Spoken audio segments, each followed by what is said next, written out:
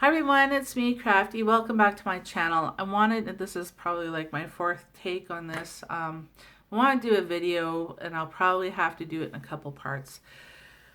I don't think I can get it through all in one part. Something really profound and weird happened to me in December and I thought I would share it with you guys. You can see my little kitty Kiva, she's sleeping on the bed. Um, I had some really profound dreams, and in our culture, we believe that there's like ordinary, mundane type of dreams that really don't have much significance, and then there's the dreams that are really profound. They're spiritual in nature. They've got some kind of message from the spirit world, maybe from your ancestors or loved ones that have passed away. Could be from, you know, your spirit guides. It could be your animal protectors, that kind of thing. So the first dream I had, well, I had been dreaming about my mom, just random dreams, that kind of thing.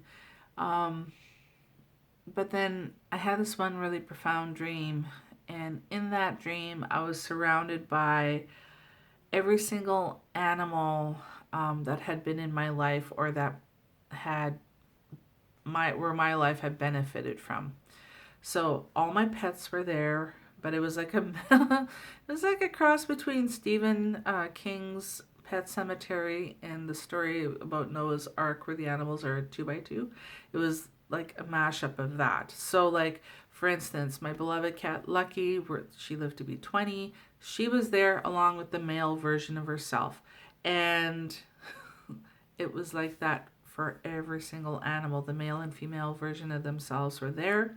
Every animal I've ever eaten, so like every deer, every elk, every moose, every pig, every chicken, every cow, you name it, and they're all there two by two. What was so scary is some of them kind of looked like zombies.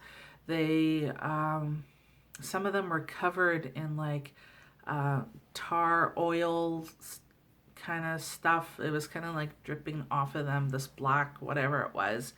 Some of them, their fur looked really mangy and dingy, and they had like bald spots, and some of them looked like they had, I don't know, like some growths or diseases, and they just looked like so scary and unhealthy, and it was sad and tragic, and yet it was so powerful at the same time. And then they start to talk, and they are pissed off. Um, and their message is that they are the voice of Mother Earth, and they're speaking on because they're nature, and so they're speaking, and they have this message to share with me, and I'm putting it out there. Take it or leave it. You don't need to believe it. That's fine. This is just my experience. So they went on to say how um, thousands of years ago, like when we first came into being, how we were the youngest ones on the planet, basically. And it was our animal brothers and sisters that showed us how to survive and how to fend for ourselves and how to, get shelter and feed ourselves and all that kind of stuff. And we had like entered into like, it was like a secret agreement, and, take what you need and take no more than that. And, they're pissed off over everything that humanity has done that negatively impacts our environment. They're extremely upset, of course, with the pollution of the land, the air, the seas, like the waters. They're upset with the mass farming of animals for meat for human consumption. They're extremely upset with, and I come from an agricultural area, so I'm not trying to pick on farmers here, okay? Um, they're just, but like on a global scale, like we're talking, there's like what 7 billion people on this planet, and it's not like the way it was like even 200 years ago or 300 years ago or 500 years ago, where you raised what you needed, and there was more of a respect for the land. And how we've kind of broken that sacred contract, that sacred agreement with them. And now, they're dying from things like plastics in the ocean. Microplastics was something that they spoke about. Um, and that how we go and we strip these resources. We'll go and we'll clear cut everything. We'll go and like strip mine and like all this kind of stuff. And they are angry about that. And they're very upset with humanity. And how we are like a plague on our Mother Earth. We go into a certain area and we will clear out the natural resources or pollute it so bad, then we move on to another area.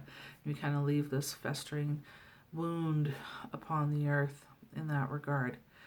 So they're very upset about that. And then they gave me a warning. And they said to expect more severe weather,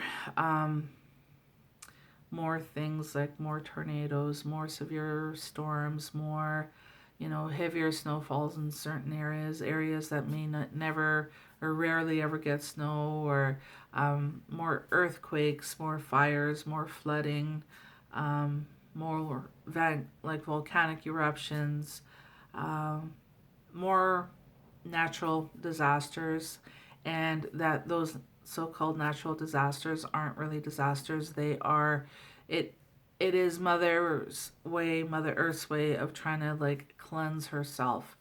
And it could mean the loss of substantial human life in certain areas of the world, and that it's a cleansing process. And that, you know, we as humans, we don't have any natural predators, and we like to think we're at the top of the food chain, and we've got a little too big for our britches, basically, and our population control, we don't have it.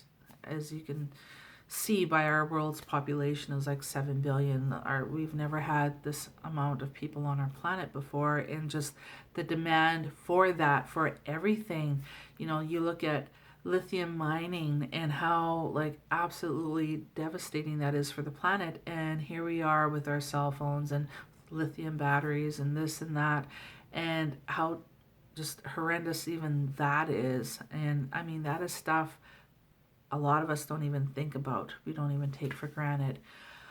So, so I had that dream, woke up, my heart was racing. It was pretty profound. Of course, that's kind of the summarized version of it. And kept on eating meat after that for a few days until my dad came in my dream. He came to visit me. My dad's been gone now for like 11 years, and we went into some kind of restaurant. And he's like, "You need to sit down, we have to talk." And so I sat down, and we both had a root beer float, which was his favorite when he was alive.